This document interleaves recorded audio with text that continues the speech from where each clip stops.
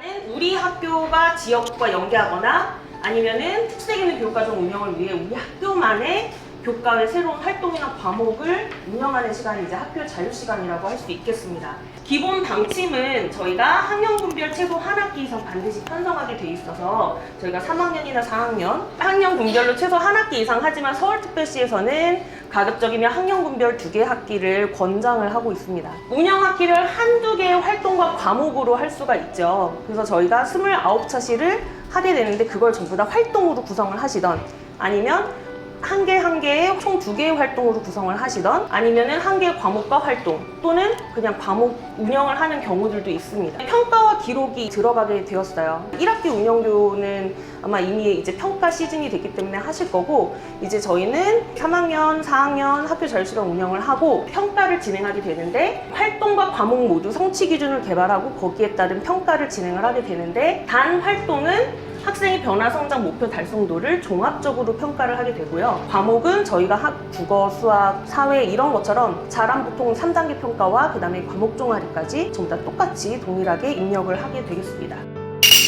그러면 저희가 학교자유시간 계획서 아마 부장님들께서 미리 작성 한번 해보셨을 텐데요. 제가 질문하고 답하는 토크쇼 형태로 한번 운영을 한번 해보려고 하는데요. 학교자유시간 운영 계획서를 작성하고 있는데요. 편성시수란에 창체란이 없어요.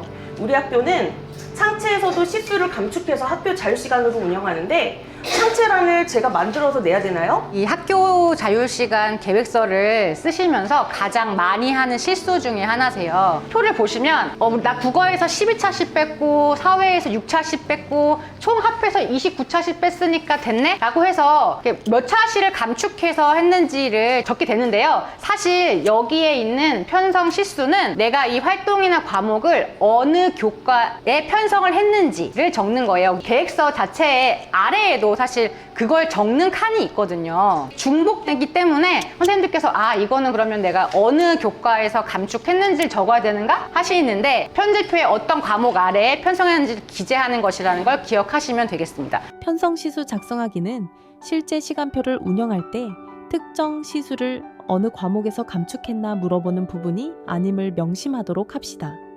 학자실을 운영함에 있어 어느 과목을 조합하여 운영했는지 명목상 운영 시간을 물어보는 부분입니다. 학급 시간표를 운영했을 때 국어 10시간, 과학 10시간, 창체 9시간을 활용하여 활동했다고 하더라도 편성시수 작성에서는 국어 14, 과학 15시간 이런 식으로 작성하면 됩니다. 진짜 헷갈리게 만들었네. 우리 학교는 독서를 주제로 학교 자유시간 활동을 운영하려고 해요. 운영 형태는 어떤 것이 적당할까요? 한 권의 세상 국어 14차시를 예로 들어서 운영 형태는 이렇게 지역 연계, 교과 통합 설계, 그 다음에 기초 소양 강화, 학생 주도 설계 이렇게 4가지 나눠지는데요.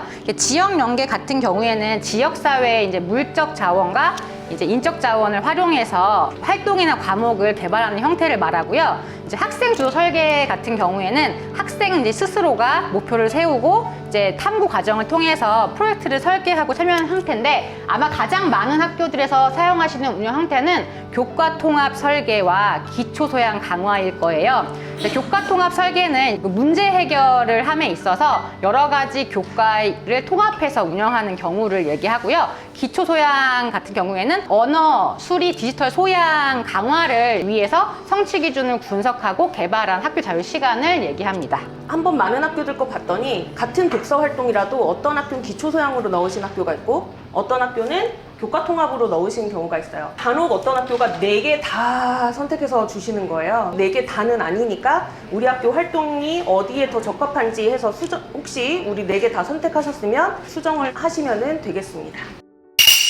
우리 학교는 매주 목요일에 1시간씩 운영을 하려고 합니다. 중간중간 활동 주제에 따라 2시간 연차시로 운영해야 될 수도 있는데 그러려면 편성 방식을 혼합형으로 기재를 하면 될까요? 편성 방식은 지속형, 집중형, 혼합형 이렇게 세 가지로 나뉘는데요. 지속형 같은 경우에는 매주 학교 자유시간의 시수를 활용하는 방법입니다. 지속적이니까 아이들도 지금 이 시간에는 학교 자유시간을 하겠구나 라는 걸 알 수가 있고요. 그 다음에 안정성을 확보할 수 있는데 아까 이제 질문에서 원래 매주 목요일 날 1시간씩 하다가 2시간씩 해도 되나요? 이거는 사실 지속형에 속하는 내용이고요. 집중형은 그 학기 초나 학기 중이나 학교 말에 이렇게 집중적으로 뭐 주간을 운영을 하시는 방법인데요. 산출물 가지고 발표회를 하기도 하고 보고회를 하기도 할 때 이제 그때 사용하는 방법입니다. 혼합형은 이 두 가지를 섞는 건데요. 근데 일정 기간 동안에는 이제 지속형으로 운영을 하고 마지막에 이제 뭐 학기 말에 있는 뭐 발표회, 뭐 전시회 이런 것들을 운영할 때 사용합니다. 우리 학교에 맞는 형태로 혹시라도 뭔가가 어긋났다 하면은 이렇게 수정해서 제출해 주시면 되겠습니다. 편성 방식 같은 경우에는 차시별 운영 계획을 다 세우셨잖아요. 그 세우신 다음에 그러면 내가 운영하는 방식이 지속형이 좋은지 뭐 집중형이 좋을지 아니면 혼합형이 좋을지를 결정하는 것이 훨씬 효과적입니다. 그러니까 학년 선생님들하고 만약에 차시별 운영 계획을 수립하셨으면은 처음에는 저희가 집중형이 좋다고 해서 체크를 했는데 아마 차시계획 짜시다 보면은 이거 집중형보다는 우리는 그냥 혼합형이 낫겠어 라고 판단되는 경우가 있기 때문에 차시 운영 계획부터 먼저 수립하시고 나중에 얘를 체크해 주시는 게 더 효과적이라는 말씀입니다. 얘가 앞에 있어서 먼저 체크를 하시더라고요. 개요 및 필요성은 어떤 내용을 적어야 하나요? 예시를 이제 잠깐 보여드릴 건데요. 요 예시를 보시면 아시겠지만 이 개요나 필요성에는 이 학교 자율시간의 목표, 아이들이 얻을 수 있는 역량, 이 학교 자율시간이 왜 필요한지를 간단하게 적어주시면 되는데요. 계획서를 살펴보니까 설문조사 결과를 여기에 넣으신 학교도 있더라고요. 부모, 그다음에 교사, 학생의 설문조사 결과를 반영해서 하는 건 맞는데 이 칸에는 그냥 간단하게 이 자유시간을 왜 설계했고 이 자유시간은 어떤 내용으로 운영이 되고 어떤 효과가 있는지를 적어주시면 되겠습니다. 우리 학교는 온책 읽기를 주제로 10권의 도서를 선정해서 활용을 하는데요. 그렇다면 도서 활용 계획에 이 10권의 도서를 다 적어야 되나요? 계획서에 적는 도서 활용 계획은요. 여기 보시면 인정 도서 같은 경우를 적는 거거든요. 그러니까 학교 운영위원회 심의를 받은 이제 학교 자체 개발 교재나 아니면 서울시 교육청이나 다른 교육청에서 이미 고시회 과목으로 승인을 받고 교과서가 개발된 것을 활용하는 경우 쓰시면 되고 뭐 긴긴밤이라고 하는 동화책을 이용한다. 그런 것은 여기 칸에는 적으실 필요가 없습니다. 대부분의 활동에서는 교과서나 인정도서를 사용하지는 못하게 되어 있어요. 그렇기 때문에 도서명 출판사는 과목에 해당하는 거에서는 쓸 수 있겠죠. 인정도서. 나머지 것들은 학교 자체로 학습지를 개발해서 쓴다든지 아니면 아예 우리는 그냥 학습지 없이 PPT로만 할 거라든지 아니면 아이들 활동 위주가 된다고 하면 여기는 기재하실 필요는 없으십니다. 예산 운영 계획은 반드시 있어야 할까요? 학교 자율시간 운영을 할 때 이제 예산은 가급적 이제 학교 기본 운영비의 편성 권장이 되어 있는데 올해 예산이 너무 감축이 되었잖아요. 학교에서 각종 목적 사업비를 계획서를 써서 받으셨거나 아니면 이제 자치구에서 교육경비 보조금을 받으셨을 거예요. 그런 것들을 이제 활용하는 내용을 거기에 적으시면 되겠습니다. 내가 학교 자율시간을 운영하는데 사실 예산은 필요가 없다라고 하시면 안 쓰셔도 되는 거고요. 우리 학교는 활동을 29차시로 진행을 하려고 합니다. 성취 기준은 몇 개 정도로 만들어야 하나요? 아니면 성취 기준은 또 어떻게 만들어야 하나요? 학교 자율시간을 만들면서 가장 어려워하시는 부분이 이 성취 기준 만들기 부분일 거예요. 이게 만들어진 예시 성취 기준인데 성취 기준 코드를 보시면 처음에 이제 학년이 나오고요. 그 편성된 과목, 교과가 들어가 있는데 국어면 국어, 뭐 도덕이면 도덕, 사회면 사회 이렇게 들어가게 되고요. 그다음에 중간에는 그 학교 자율시간 활동명 또는 과목명이 들어가는데 세자 내외라고 돼 있어요. 그러니까 2글자에서 4글자 정도가 적당을 하고요. 내용은 명사형 종결이 돼야 됩니다. 문장이 되거나 그러면 안 된다는 뜻이고요. 첫 번째 01, 02는 영역 코드입니다. 영역이 1개라면 01밖에 없을 거고요. 영역이 2개라면 01, 02가 되겠죠. 마지막으로 붙는 저 01은 그 성취 기준의 순서. 1개만 있으면 01이고요. 뭐 6개가 있으면 사실 06이 되겠죠. 이 영역은 그 아시죠? 교육과정에 국어라고 하면은 말하기 듣기, 읽기, 쓰기, 문학, 뭐 매체 이런 식으로 돼 있는 그것들 한 덩어리가 영역이에요. 활동을 개발하실 때 그 영역을 우리가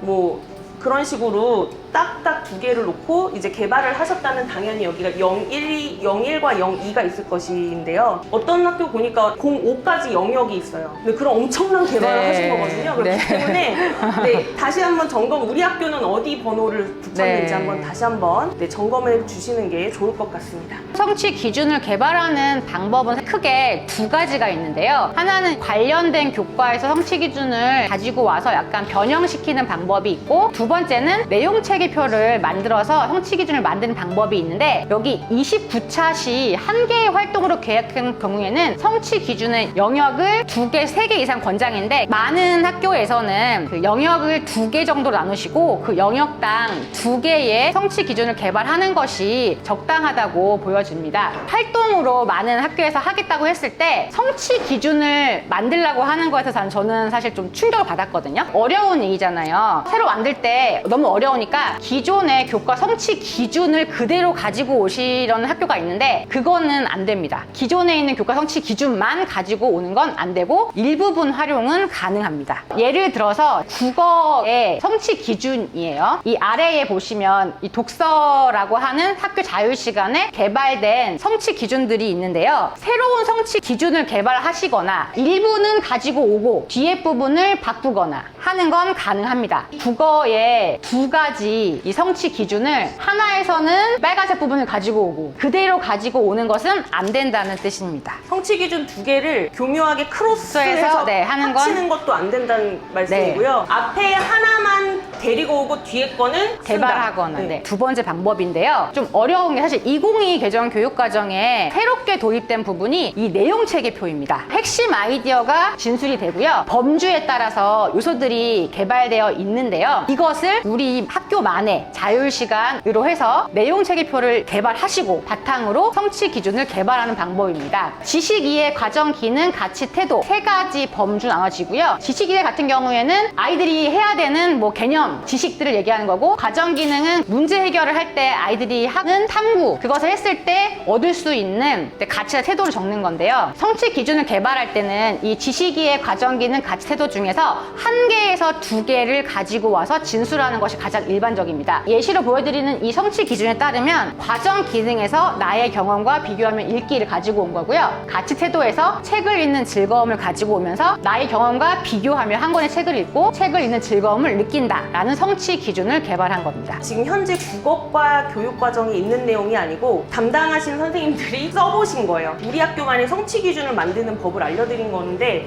사실 이거는 활동에서는 많이 하진 않아요. 왜냐면 저희가 내용 체계표를 활동에서 네. 만들지 않기 때문에 과목을 할 때는 이런 방법으로도 성취 기준을 또 만들고 있다는 걸 말씀을 드립니다. 네. 내용 체계표를 바탕으로 이제 만들 수 있는 성취 기준은 더 여러 가지가 있는데, 1가지에서 2가지씩 섞어서 이렇게 예시로 만들 수 있다라고 드리는 거고요. 29차시 기준으로 성취 기준 3개에서 4개 정도로 만드시면 되거든요. 권장사항이었던 2개의 영역, 그 다음에 각각 2개의 성취 기준, 이렇게 생각하시면 좋을 것 같습니다. 그래서 많은 학교들이 만약에 국어 관련된, 독서 관련된 활동 29차시를 만드신다면 최소한 4개, 영역이 2개, 각각의 영역에서 2개씩 총 4개 정도를 권장을 하고 있습니다.